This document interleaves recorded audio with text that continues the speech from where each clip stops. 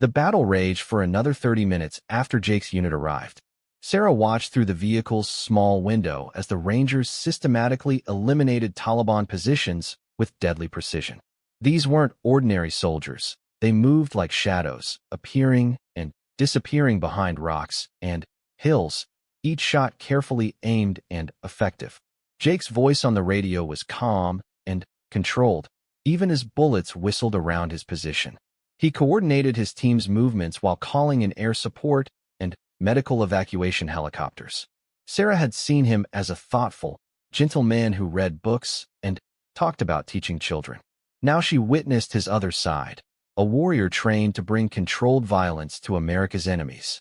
The tide of battle turned decisively when Apache attack helicopters arrived overhead. The powerful gunships had been delayed by mechanical problems, but now brought devastating firepower to bear on the Taliban positions. Combined with pressure from Jake's Rangers and the convoy's determined defense, the enemy fighters began to break and retreat. Sarah felt a mixture of relief and horror as she watched the aftermath. The landscape around their position was scarred with bullet holes and small craters from explosions. Several Taliban fighters lay motionless on the hillsides. The smell of gunpowder and burning fuel filled the air. This was what war really looked like, not the sanitized version she had imagined from behind her desk. Jake appeared at Sarah's vehicle as the last enemy shots faded away. His face was streaked with dirt and sweat, his equipment covered in dust, but his blue eyes were alert and focused. He quickly checked on the wounded convoy soldiers before turning to Sarah with an expression of barely controlled emotion. Their reunion was brief, but intense. Jake held her tightly for a moment, and Sarah could feel him trembling slightly from adrenaline and relief. He had risked everything to save her, diverted his unit from their original mission, and fought through enemy forces that could have killed them all. The depth of his feelings was unmistakable. The convoy's damaged vehicle couldn't be repaired in the field. Jake's unit had brought extra transportation, so they loaded the wounded soldiers and Sarah into their vehicles for the return journey to Base Phoenix. The Rangers moved with efficient professionalism, but Sarah noticed how they watched over her with protective care. During the ride back, Sarah learned more about what Jake's unit had sacrificed to save the convoy. They had been 3 days into a week-long mission to capture a high-value Taliban commander. The intelligence opportunity was time-sensitive and might not come again. By abandoning their mission to rescue the convoy, the Rangers had lost months of careful planning and preparation. Jake never mentioned the sacrifice his unit had made. When Sarah tried to thank him, he simply said that no American soldier would be abandoned while he had the power to help. His team members were equally matter-of-fact about their decision. To them, saving fellow soldiers wasn't heroic, it was simply what you did. Back at Base Phoenix, Sarah was debriefed by intelligence officers and medical personnel. Physically, she was unharmed except for minor cuts and bruises. Psychologically, the experience had changed her profoundly. She had seen combat, helped save lives, and witnessed the true nature of the war she had been living beside for months. The wounded convoy soldiers recovered fully from their injuries.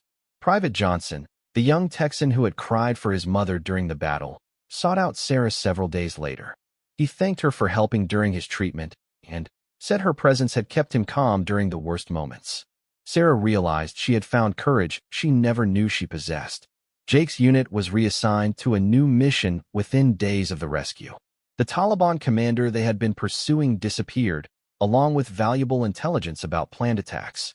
The Rangers accepted this outcome without complaint, but Sarah understood the professional disappointment they felt.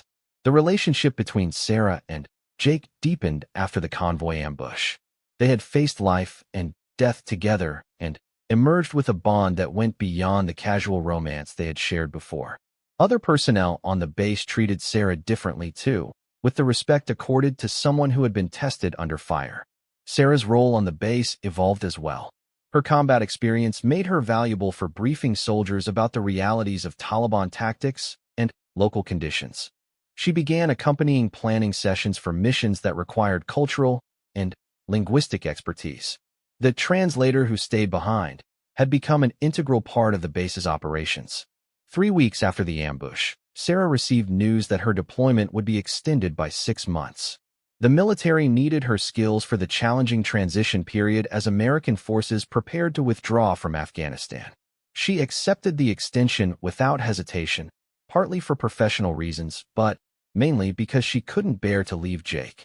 Jake's unit faced increasingly dangerous missions as the American withdrawal approached. Taliban forces were becoming more aggressive, trying to position themselves for control after the Americans left. The Rangers conducted almost daily operations, each one carrying higher risks than peacetime deployments. Sarah and Jake spent every possible moment together between his missions. They talked about the future, making tentative plans for life after Afghanistan. Jake was considering leaving the Army when his current enlistment ended. Sarah had been offered a position with the State Department that would keep her involved in international relations. Their separate futures were beginning to align into shared possibilities. The letter Jake had given Sarah before the convoy mission remained unopened in her desk drawer. She thought about it often, but never felt tempted to read it. Having him alive and present made the letter unnecessary. It was a reminder of how close she had come to losing him forever. Christmas came to Base Phoenix with decorations sent from home and a special meal prepared by the base cooks. Sarah and Jake spent the evening walking the base perimeter, talking quietly about holidays with their families and wondering where they would spend next Christmas. The war seemed distant during those peaceful moments. New Year's Eve brought different emotions. The end of 2023 marked the beginning of what everyone knew would be the final year of major American operations in Afghanistan. Change was coming whether they were ready or not. Sarah and Jake faced the reality that their relationship had been forged in the unique circumstances of war and would soon be tested in the normal world. Jake's unit was selected for one final major mission in late January. Intelligence had located a gathering of senior Taliban leaders planning the transition strategy for post-American Afghanistan. The mission would be dangerous, but could provide valuable intelligence for protecting the withdrawal of American forces. This time, Sarah didn't watch Jake's convoy disappear into the desert with the same helpless anxiety she had felt months earlier. She was no longer just the translator who stayed behind while others faced danger. She was part of the team, trusted with classified information and included in mission planning. Her role had evolved because she had proven herself under fire. The mission was successful. Jake's unit captured valuable intelligence and several high-value targets without taking casualties. When they returned to base, Sarah was waiting with other key personnel to begin processing the intelligence they had gathered. She was no longer on the sidelines of the war, but at the center of critical operations. In the weeks that followed, Sarah and Jake began making concrete plans for their future together. Jake decided to leave the Army when his enlistment ended in 6 months. Sarah accepted the State Department position, which would be based in Washington but involve international travel. They would face the challenge of building a relationship in peacetime, away from the intensity that had brought them together. Base Phoenix began the slow process of preparing for closure. Equipment was being shipped home or transferred to Afghan forces. Personnel received new assignments or discharge orders. The small community that had become Sarah's world for over a year was dissolving. On a clear morning in early March, Sarah stood again on the communications tower where she had watched Jake's convoy disappear months earlier. This time, she wasn't watching him leave for a dangerous mission. She was taking a final look at the landscape that had changed her life forever, the place where she had discovered courage, love, and purpose she never knew she possessed. The young woman who had arrived at Base Phoenix as just the translator was leaving as something much more, a veteran who had proven herself in combat, a professional who had contributed to critical missions, and a woman who had found the love of her life in the most unlikely circumstances. Sarah Martinez's war was ending, but her real life was just beginning. 3 days into Jake's mission, Sarah received an urgent request that changed everything. The base commander, Colonel Williams, called her to the command center at dawn. Intelligence had intercepted communications suggesting a major Taliban operation was planned for that day. They needed Sarah on a supply convoy heading to an outpost 30 miles north. The outpost commander spoke only broken English, and the local Afghan interpreters had been compromised. Recent intelligence suggested Taliban infiltrators had been feeding information to enemy forces. The convoy was carrying critical supplies and needed Sarah's language skills to coordinate with the outposts safely. Sarah had never been on a convoy before. Her job had always kept her safely within the base perimeter. The idea of leaving the protective walls terrified her, but the mission was classified as urgent. The outpost was running low on medical supplies and ammunition. Without the resupply, the soldiers there would be vulnerable to attack. The convoy consisted of 4 heavily armored vehicles. 2 Humvees led and followed the convoy, with 2 larger vehicles carrying supplies in the middle. Each vehicle had mounted machine guns and was crewed by experienced soldiers. The convoy commander, Captain Rodriguez, briefed Sarah on emergency procedures and gave her a radio and body armor. Sarah climbed into the second vehicle, sitting between 2 young soldiers who tried to ease her nervousness with jokes and stories. Private Johnson was from Texas and talked about his girlfriend back home. Sergeant Davis was on his 3rd deployment and treated the dangerous mission like a routine drive to the store. The convoy left Base Phoenix at 8 in the morning. The Afghan landscape rolled past the bullet-resistant windows, brown mountains in the distance, scattered villages, and the occasional shepherd with his flock. The roads were rough, and the armored vehicle bounced and jolted over every pothole and rock. Communication with the outpost was difficult. The commander there, Lieutenant Colonel Patel, spoke English, but with a heavy accent that made radio communication nearly impossible. Sarah spent the first hour of the journey practicing phrases in Dari and Pashto, preparing for the coordination challenges ahead. The convoy made good time for the first 2 hours. The soldiers relaxed slightly as they covered ground without incident. Sarah began to think the mission might be routine after all. The landscape was actually beautiful in its stark way, and she found herself appreciating the chance to see more of Afghanistan than just the inside of the base. 20 miles from their destination, everything changed. The lead vehicle suddenly stopped, and urgent radio chatter filled the air. The soldiers around Sarah instantly became alert, checking weapons and scanning the landscape through windows and gun ports. Captain Rodriguez's voice came over the radio with a report that chilled everyone's blood. A massive, improvised explosive device had been discovered buried in the road ahead. The convoy was trapped. Behind them, scouts had spotted armed fighters moving into position in the hills. Taliban forces had set up a complex ambush. The convoy was caught in a kill zone with no easy way out. Sarah listened to the rapid-fire military communications with growing terror. The soldiers around her transformed from relaxed young men into focused warriors. They checked ammunition, tested radio frequencies, and prepared defensive positions. The joking and casual conversation stopped completely. Captain Rodriguez made the difficult decision to abandon the planned route and take a detour through more dangerous terrain. The convoy would have to leave the main road and navigate rough ground where vehicles could get stuck or break down. It was risky, but staying on the road meant certain ambush. The vehicles turned off the paved road onto a rough dirt track that wound through rocky hills and dried creek beds. The ride became much rougher, and Sarah had to hold on tightly to avoid being thrown around the vehicle's interior. The soldiers remained alert, constantly scanning for threats. 15 minutes into the detour, Sarah's vehicle hit a massive pothole and broke down. Steam poured from under the hood, and the engine made terrible grinding noises before dying completely. The convoy was forced to stop in an exposed position with limited cover. Captain Rodriguez quickly organized a defensive perimeter while his mechanics tried to repair the damaged vehicle. The soldiers moved with practiced efficiency, setting up overlapping fields of fire and establishing communication with base headquarters. Sarah huddled in the broken vehicle, feeling helpless and terrified. The radio crackled with reports of enemy movement. Taliban fighters were converging on their position from multiple directions. The convoy was outnumbered and in a bad tactical position. Air support was 20 minutes away at minimum. 20 minutes felt like forever when surrounded by hostile forces. Then, Sarah heard a familiar voice on the radio that made her heart leap. Jake's unit was operating in the area and had heard the convoy's distress calls. The Rangers were changing their mission to provide support, but they were still 10 miles away and would have to fight through enemy positions to reach the convoy. The first enemy shots came from the hills to the north. Bullets sparked off the armored vehicles and kicked up dirt around the soldiers' positions.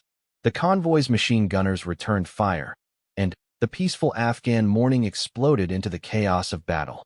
Sarah had never experienced combat before.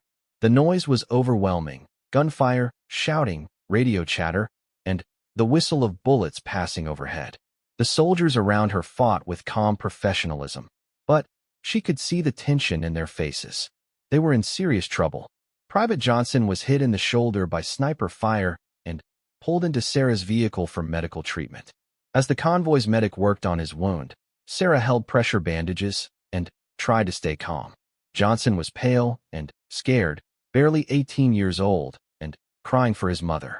The Taliban attack intensified. More fighters appeared on the surrounding hills, and their fire became more accurate.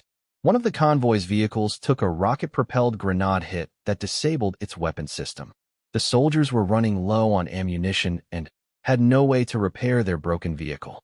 Captain Rodriguez made radio contact with Jake's approaching unit. The Rangers were fighting their way through enemy positions, but facing heavy resistance. Taliban forces had planned this ambush carefully, with more fighters than intelligence had predicted. Even the elite Rangers might not be able to break through in time. Sarah found herself doing more than just translating. She helped reload magazines for the soldiers, carried water to the wounded, and assisted the medic with treating injuries. The young woman who had spent months safely behind a desk was now crawling through dirt and gunfire, helping soldiers fight for their lives. The battle continued for over an hour. 2 more convoy soldiers were wounded, and ammunition was running critically low.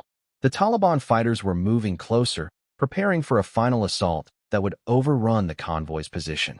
Sarah could see the desperation in the soldiers' faces as they realized help might not arrive in time.